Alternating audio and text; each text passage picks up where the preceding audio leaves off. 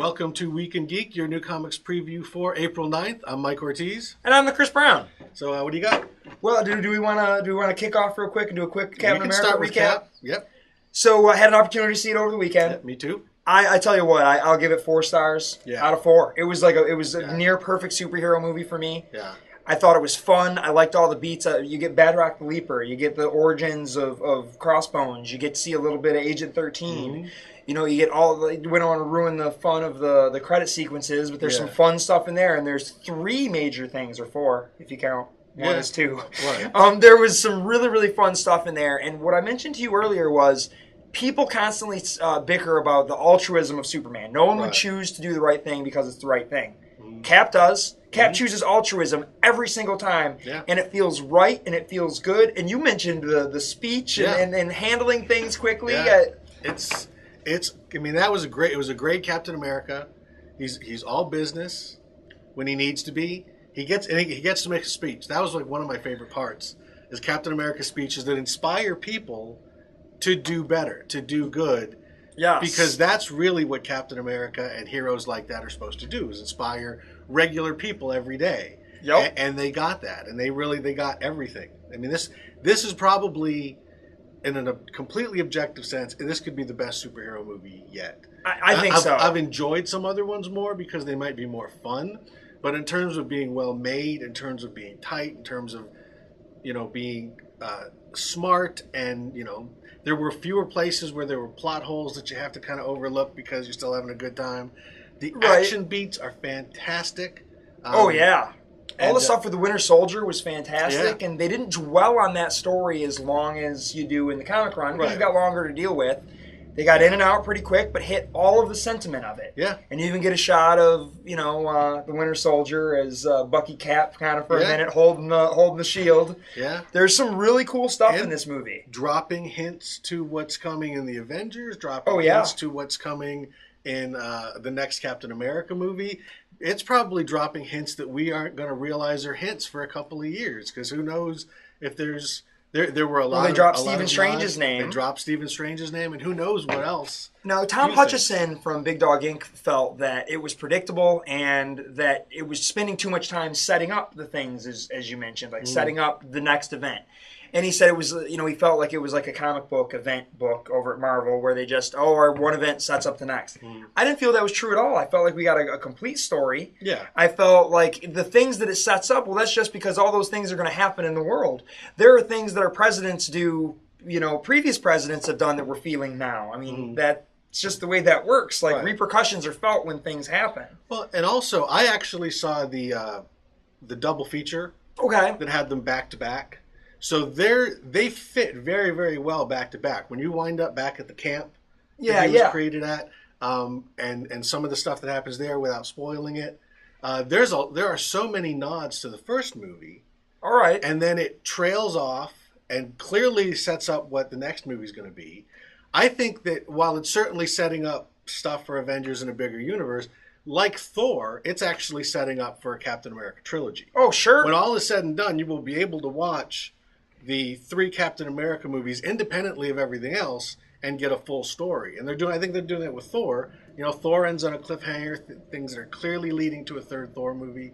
I think that's kind of the idea, is you're going to get a trilogy of Iron Man movies, trilogy of Thor movies, trilogy of Cap movies, trilogy of Avengers movies, and then still other stuff going in. So, in terms of it, when you say it's like, a big Marvel event setting things up, Marvel's been telling stories like that from the beginning. Agreed. There's never an end. I mean, you look at even the Galactus trilogy ends with the Thing going off. Right. So it's an ongoing narrative that I think they're mirroring in the movies. I completely agree. And mirroring it on TV. Yeah. So and the S.H.I.E.L.D. starting to pick up. I've kind of started to try and catch up on that, and that's been good. There were references in like the last episode of S.H.I.E.L.D. that kind of pay off here, and then I'm sure things here pay off elsewhere. Marvel's building a big story and a big universe cinematically the way that they have in the comics, in a way that very few people actually thought they could pull off, certainly to this degree. Yeah, it's been great. But, so kudos to Marvel. Yeah, well done. Fun ride. Now Yes. that gets us to the stuff that we were. But once again, there is somebody in the offices of Warner Brothers just going, "Oh God, why do they keep doing this?" Right, curse you, Marvel. All right, well, I'm going to kick off here with we got Nightcrawler #1 by Chris Claremont and Todd Nauck. I really loved Amazing X-Men. You just keep waiting for Amazing Spider-Man to come I'm back. waiting for it to come back. I really enjoyed Amazing X-Men. I liked the ride of getting Nightcrawler back. You know, he's back in our world, but at what price? Seemingly, he's lost his soul. Where are we going to go? He's back at the Jean Grey School for Higher Learning, and it's being written here by Chris Claremont, which I know you're not crazy about, but here's a guy that did so many of those early X-Men stories that were important, and it's nice to see him writing an in-continuity book. It's been a while. Yeah, it has, and if it spins out of what Jason Aaron was doing, I'm looking forward to it. Although I would say I just want to see Jason Aaron write some more Nightcrawler stories because I felt like he did such a great job. He did a great job. I liked the swashbuckling. I liked the way the Bamfs were used. I liked the feeling overall of Nightcrawler. But this looks cool. The artwork here is great. I think it looks really sharp. I love the character and Chris Claremont. So I want to give that a go. Next, I've got All New Ghost Rider. This is #2. That first issue ended sort of abruptly for me. You know, we were spending a little bit of time getting to know our new character, and then they start to amp up what's going on and you know, finally give him the Ghost Rider power at the very end. There seems to be some kind of, you know, something was going on. There were some narcotics perhaps in the trunk of a car that he had sort of stolen. So we're going to get to know this character and get to know him in his regular persona, and then also have Ghost Rider adventures. And I want to see where it's going. Mm-hmm. You know, it's the idea of the car versus the motorcycle, but while I was offended at first, I no longer am. Mm-hmm. I'm willing to give it a try. Once I embrace the idea that, you know, everyone is boasting about the horsepower of their engines. Well, all right. Okay, fair enough. Yeah, that's it. If you go from motorcycle or from horse to motorcycle, why can't you go from car to, you know, from motorcycle to car? Yeah. So next we've got Daredevil 1.50. This is fabulous cover. Just really cool stuff. All the various people who've worked on Daredevil, all the different artists, lots of things going on the sides of the building, almost in graffiti. Yeah. Just a neat kind of thing. Now, I don't know where this 1.5 exactly is supposed to fit in. It's 1.50 because it's the 50th anniversary? 50th anniversary okay. issue. Okay. Yeah. So is he in California, or is it just a series of... I actually believe the storyline is this is Matt Murdock's 50th birthday, so it takes place in the future. Okay. And looking back. And lots... All right, that's kind of a neat idea. Well, so then this is not necessarily going to tie into what we just read in the last issue, but this is... I'm looking forward to it. This will be kind of fun. Like, I guess a nice reprieve, get the Daredevil I've always had versus what they're going to do next. So we'll take a step back and read that. Here we go. We had a little Superman Wonder Woman by, imagine that guy Charles Soule has got a book on the stands this week. He's also got Thunderbolts out this week, which neither of us read, but I'd just like to reiterate my point that the guy writes everything and doesn't sleep. This is a tie-in prelude to Doomed, which is going to be the Doomsday story that's coming up here in Superman. This book is absolutely stellar. I like Charles Soule's approach to Superman and Wonder Woman in a relationship together. She's sort of seeing some of his weaknesses and helping him more than anything. I don't know. We've got this is sort of carrying over, I believe, from what had happened in the previous story arc when they fought, Zod and Ursa, but starting a new arc. I mean, they put that behind, but pushing forward, he does a really good job of sort of weaving everything together, just the way he writes. And so I'm sure he's going to be tackling, just again, Superman and Wonder Woman being together, various adventures, and then weaving in Doomsday. I mean, here we go. Here's a little beginning there. Is this our first sight of Doomsday in the New 52, or did we get a Villain Month issue? There was a Villain Month issue where they were telling the story of Doomsday when on Krypton. Okay. And I think he popped up. He may have popped up somewhere else. Okay. But this is the first time I think he's been like the center of the story. Okay. 52. Very cool. So I'm looking forward to that. Next up, I'm willing to try the second story by Boombox over at Boom, another kind of kid-friendly, or all ages. I think they're calling this sort of all ages, but it's also like a sci-fi kind of bend. This is written by Noelle Stevenson and Grace Ellis, illustrated by Brooke Allen. Seems like an adventure with a bunch of young girls. I don't remember what the solicitation said it was about. I haven't had a chance to read it. I've only read one thing this morning, and we'll get to that in a little bit. But it looks kind of neat. The artwork looks really cool, and I like the idea of an adventure with some young girls. You know, you don't get enough comic books that way. What's that? That came out wrong. Did it? Yeah. A comic with some adventures with some young girls. I'm not allowed to have that. Well, everyone knows I'm Featuring not a pervert. young There we go. So next up, we've got The Returning. This was, I didn't even get a chance to read the first issue. Okay. I've still got it. I really like Andrea Moody's artwork.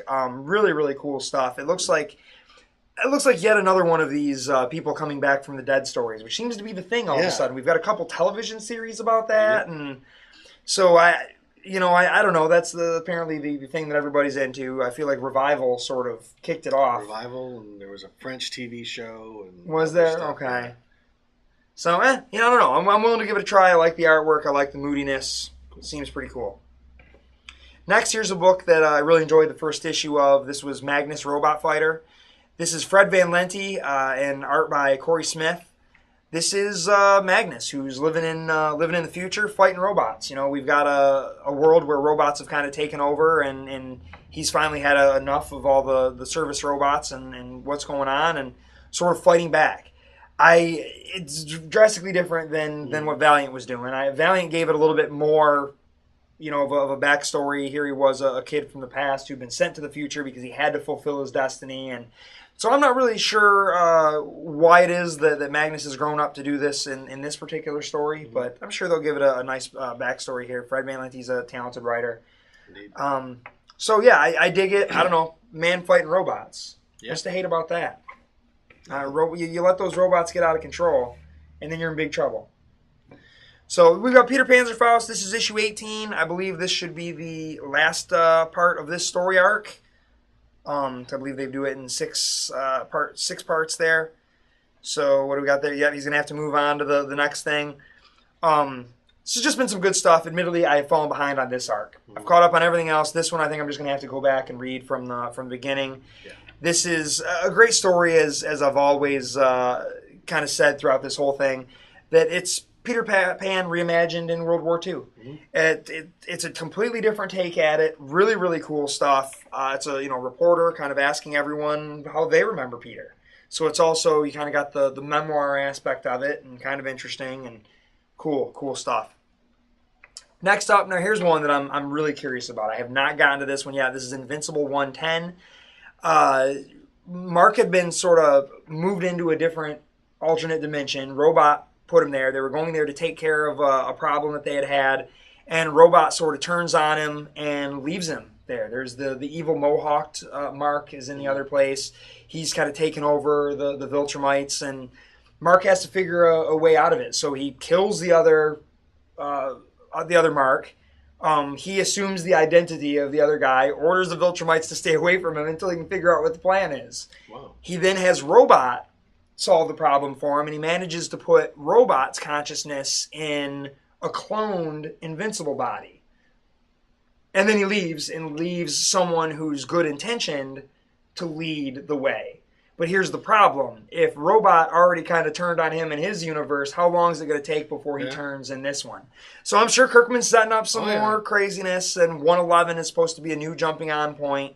Looks like there's a battle with one of the Viltrumite chicks, and whoa, that's not quite what I thought it was. That's not a battle. That's not a battle. All right. Well, that's trouble. maybe that's what's going on with 111. I don't know, but they say it's some kind of a new beginning. He does some really interesting things. Here we go. Everything changes as Invincible is betrayed by one of his own. Issue 111. So I guess Robot's coming after him now that he's back, because Robot had spent so much time in, that other alternate dimension and thousands of years, and he got pretty twisted over there. Mm-hmm. Next up, we've got Walking Dead. This is chapter 11 of 12 of All Out War. It's issue 125. This is the only thing I've read this morning. Mm-hmm. Wow. Really, really well done stuff. Negan's still very cocky and thinks he's winning. Rick is inside, and Negan thinks he's dying. They've muddied up their weapons with zombie guts, and so anyone they scratched or cut or anything is turning. They're all getting the fever, and Rick had been shot with one of Dwight's arrows, so Negan assumes that Rick's dead, and he's out of the way, and he's going to pee on his bloated corpse. Dwight finds that pretty disgusting, and so Rick kind of confronts him. Hey, guess what? You just can't keep a Can't keep a good man down. And then Rick and Negan have a really interesting discussion. They kind of Rick is just showing him what a jackass he's been this entire time. You know, you could change the world. And yeah, okay, we got one more issue left until the story arc's over, and then they say everything's different. So, great stuff. Really, really well done. Stay off the internet. Don't let anyone spoil that one for you. So, good plan. Stay off the internet after you watch our show, which is too late now because you're already in the middle of it. Right. I'm going to start off with Green Lantern Corps number 30. This is continuing the storyline with the Green Lanterns and the Durlans, the shapeshifters. There is a Durlan Green Lantern from way, way back. That was actually in the original Green Lantern Corps run when they relaunched the series, got like 2005, 2006, something like that. Okay. So the Green Lanterns and the Durlans were looking for him. The Green Lanterns actually finally recruit him, and it looks like we're going to get a little backstory on what the Durlans have been doing and why they are so bent on destroying the Green Lantern Corps. They've also got the Kuns and some of the other classic DC extraterrestrial races involved. Cool. This is just continuing the Green Lantern Corps, very clearly now becoming just a way for them to explore what the status quo of the universe is in the Green Lantern books. The way that maybe the Justice League Dark and some of those books are showing us the new versions of classic mystic characters and mystic settings. The Green Lantern Corps the Green Lantern books, all of them, are really kind of giving us a wide view of the cosmic New 52 DC universe. So good stuff. Cool. Next up, Batman Eternal #1. I was iffy on this. It's a weekly book, and that's a commitment. It is. But we've got some good talent on this. I mean, it's Indeed. Scott Snyder and James Tynion doing the story and script, with Ray Fox, Jonathan Lehman, and Tim Seeley all contributing. Cool. And then we've got this issue has art by Jason Fabok, who was doing Detective with John Lehman, and really just fantastic stuff. I was really just blown away when I saw what his artwork looked like. It's very very modern. You know, I don't want to say Jim Lee, but it's Jim Lee and Gary Frank, very detailed, very precise, realistic stuff. So I decided to give it a shot. It's a weekly book, so that's tough because that's a lot of content and it's easy to get behind. But they've never done a weekly comic that's focused on one character. Okay. The 52 and Countdown and Trinity and all of those things usually had a large group. I think this is a little bit of the whole Batman family. So we'll see. I'm giving it a shot because I think this is kind of an interesting experiment with some really, really talented people on it. Next up, all new X-Men number 25. It looks like there's a lot of guest artists on this, but this is continuing Brian Michael Bendis' fantastic run on the X-Men. We had the resolution of the trial of Jean Grey. Oh, it looks like we got some Bruce Timm. Oh, that looks great. So, the 25th issue here. Is that Darwin Cook? I don't know who some of these people are. Wow. A lot of great artwork in Art there. Adams, it looks like. Wow. Yeah, so it's got a lot of guest artists, including some humor. Strange stuff. Wow. Really, really unexpected artwork on some of this. So I don't know what's going on in here. I mean, like I said, they wrapped up the trial of Jean Grey, and it looks like this has got the Beast sleeping and hallucinating Professor X, or dreaming Professor X. Maybe these are all dreams. I don't know. Kind of interesting. But this has been a great run. This is 25th issue, so they're kind of celebrating it by breaking out a bunch of different artists. Some really great stuff. And it looks like the Beast is sleeping and talking throughout. Bendis is really good at people talking, people sleeping. I don't know. That's not good comic book material, but maybe with those artists. We'll find out. Next up, Captain Marvel #2. To be honest, I haven't read #1 yet. I picked it up last month because it was a light week, and I heard a lot of buzz about the book when it was originally launched with Marvel Now. Right. They relaunched it with the all-new Marvel Now because people like me didn't buy it the first time around. So I gave it a shot. Same writer. Looks like we're tying it. Yeah, it's basically they just, like with Daredevil, slight change in the book, but we're going to give it a #1 for the people who may have passed the first time, which, hey, it worked because I'm picking it up. Looks like we got the Guardians of the Galaxy in here. Big surprise. I think they're next up, so we're going to be seeing them all over the place. But I'll give this a shot. Like I said, I haven't read the first one, but I'll read it soon. Kind of this is going to be another one of those I'm behind on a lot of things months, I think. Next up, Kick-Ass 3, number 7. Again, this has been pretty solid. This is okay. I think they've said that this is the last storyline. That's what I've heard. So that's giving them a chance to kind of resolve some things. It's strangely it's still kind of brutal and violent, but it's actually a lot less mean spirited than I think the first one was. We get a lot more of Hit Girl in here. Hit Girl in prison, and they're trying to kill her. And this is the one that has a lot of the superheroes in there. This has been good stuff. I don't know how many more issues it's got. To be concluded, so that means one more. So this long, somewhat interesting Kick-Ass storyline is coming to a close. Great artwork by John Romita Jr. and Tom Palmer. Really, really fabulous stuff. This is probably some of the last stuff he's doing for Marvel before he jumps over to DC to do Superman. But I've been on with this book since the beginning. It's still pretty good. We'll see how it wraps up in a month or 2 or 5 or however long it's going to take. Because the last depends on whether or not there's a movie coming. Yeah, it could take forever if they're working on something. The last movie didn't do so well, so I don't think we're getting a Kick-Ass 3 movie. So he might get a chance to finish this. So that's my stack. All right, well, that'll bring me to the top of my stack. This is one of my favorite characters anyway. So that's why I'm excited to have an Iron Fist book back on the stands. This is Iron Fist: The Living Weapon, number 1. This is written by was that Carrie Andrews? Mm-hmm. Who's our creative team on this week? Carrie Andrews, who's drawing it. Is he the writer-artist? Yep. Now, didn't he do that Spider-Man Reign? Yes. Wasn't that him? And I liked that. It was sort of an interesting take. The artwork's definitely got sort of a darker look to it. But, Iron Fist works well when he's both light and dark. When you kind of dwell on some of the creepy stuff, but then you kind of let Danny be lighthearted at the center of it.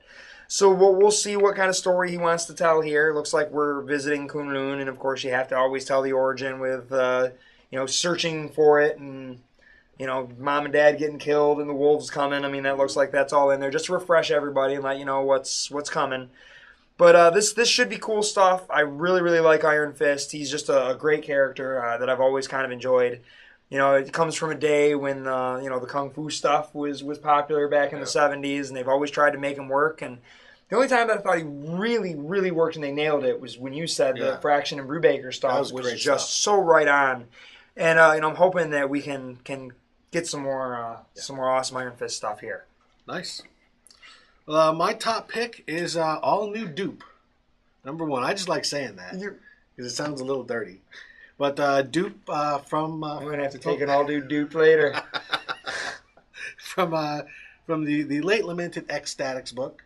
Now we've actually got the X-Statix writer Peter Milligan writing this, so that's and really Allred's nice working on it, right? Mike Allred did the cover, and Laura Allred is doing the color. But they've got I think it's David LaFuente who had done Ultimate Spider-Man for a while. So he's got kind of a light humorous style. I like the art. It looks good with Laura's colors, actually. I don't think I've ever really seen her color anyone other than Mike. Me either. It's not quite the same sort of retro look, but it's still got a very light, fun, kind of old-fashioned feel to it.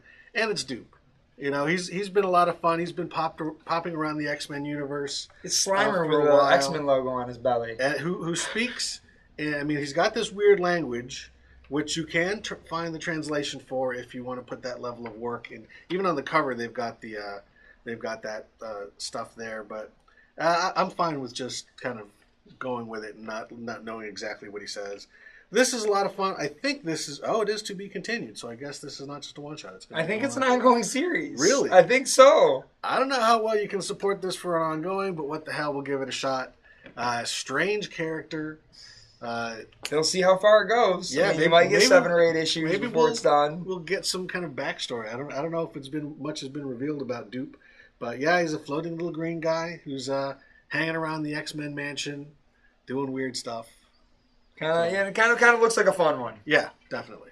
But that's not a super huge week, but lots of good stuff this week. So sure to check those out at your local brick and mortar store, preferably Comics and More. And that is your Week in Geek.